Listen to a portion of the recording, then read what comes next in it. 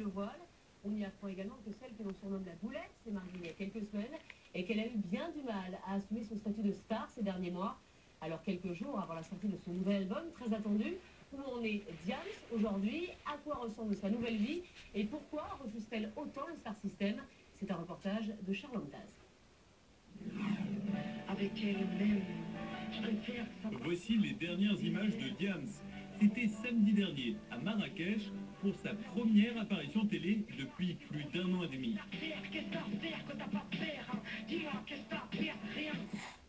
Devant un public marocain plutôt âgé, la rappeuse interprète son nouveau single. Rien d'étonnant, sauf que sous sa casquette, Diams porte le voile.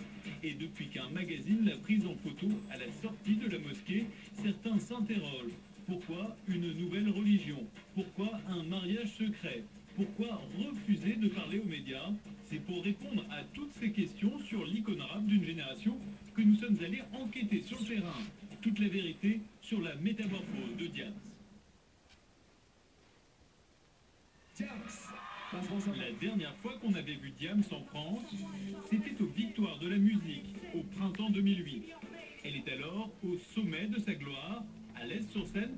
Elle semble toutefois mal en point au moment de saluer son public. Elle lui fait presque ses adieux. Et vu que je ne connais pas l'avenir de mon prochain disque, que c'est peut-être pour moi mes dernières victoires de la musique. Depuis, plus de signes de vie, on perd la trace de Diams, jusqu'à ses photos volées à la sortie de la mosquée. La presse multiplie alors les gros titres sur sa conversion à l'islam, et selon un spécialiste people, ça choque dans le milieu. On n'a pas l'habitude de voir comme ça, on a l'habitude de la voir en jean, en jogging, etc. Et tout d'un coup, on la voit avec un foulard, avec une djellaba. C'est vrai que ça surprend parce que c'est pas du tout l'image qu'on avait de cette fille, quoi.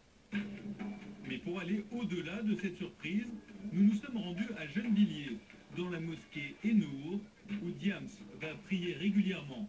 L'imam Mohamed Ben Ali nous fait la visite. Donc là, on est dans la salle réservée aux femmes. C'est ici que Diams se rend pour prier parmi les autres fidèles.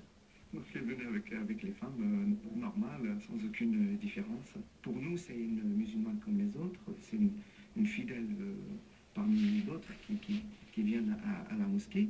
Et pour nous, il n'y a aucune différence. Ce qui m'a fait plaisir, c'est qu'elle a dit qu'elle a choisi la mosquée de Gennevilliers parce que c'est une mosquée qui est modérée. Et à la sortie de la mosquée, la conversion de Diams à l'islam n'est pas passée d'inaperçue. Vous parlez de la chanteuse, hein? Ouais, Diams. Elle était là pendant le Ramadan. Elle a fait son choix, donc voilà, si elle veut venir ici, il n'y a pas de souci. Mais au-delà d'un choix religieux, ce qui a intrigué, c'est que cette conversion à l'islam intervient à l'issue d'une dépression nerveuse.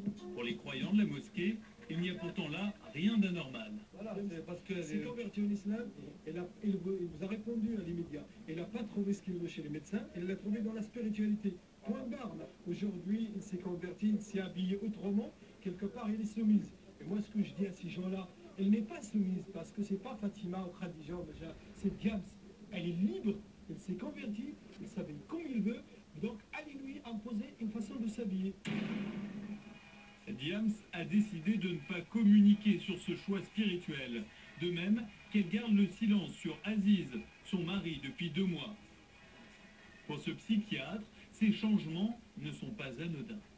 Le mariage, l'entrée dans une nouvelle religion, tout ça participe à l'élaboration d'une nouvelle identité qui protège finalement. Puisqu'avec tous ces changements, la gloire, le succès, on ne se reconnaît plus, et bien tout est balayé par la dépression, et après il s'agit de se reconstruire et d'adopter une nouvelle identité. Mais pour connaître l'identité de Mélanie Georgiades, le vrai nom de Diams, il faut revenir aux origines. Regardez, ce sont des images rares. C'était il y a 10 ans, et à l'époque, elle doit encore se présenter. Diams, j'ai 18 ans, encore au lycée. Je viens d'une ville du 80 qui s'appelle les Ulysses. Et je suis métissée franco-chypriote. Voilà. Cheveux attachés, look banlieusard, Diams a déjà le sens de la communication aiguisée. Ici, sur M6, ouais, j'ai ma place, toujours classe dans le style. Je suis le Diams 14 ans vinyle. Gamine devant le mic, une genre de maladie infantile. Je suis atteint au cerveau, déranger l'esprit. Après un premier album passé un peu inaperçu, Diams va trouver la formule du succès en 2003 avec un titre très dansant.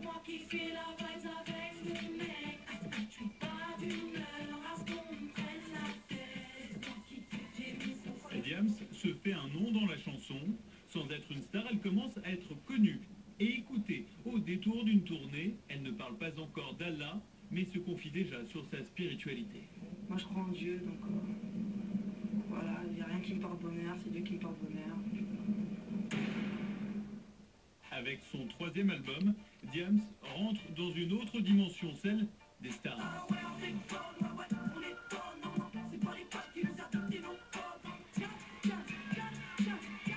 En 2007, son disque lui rapporte presque 3 millions d'euros, alors forcément sa vie a changé, comme en témoigne ce journaliste qui la connaît bien. Diams a changé parce que quand on vend 1 million d'albums et qu'on vit tout ce qu'elle a vécu à travers la promotion de cet album, on ne peut pas être la même, on ne peut pas faire semblant d'être cette jeune rappeuse avec un petit succès qui plaît aux gens. On devient un symbole de la société, comme on dit certains journaux, on devient quelqu'un de générationnel. Banlieusarde sympathique au franc-parler, tout le monde réclame Diams sur les plateaux télé, mais aussi pour les causes humanitaires. Alors, elle chante même dans les hôpitaux.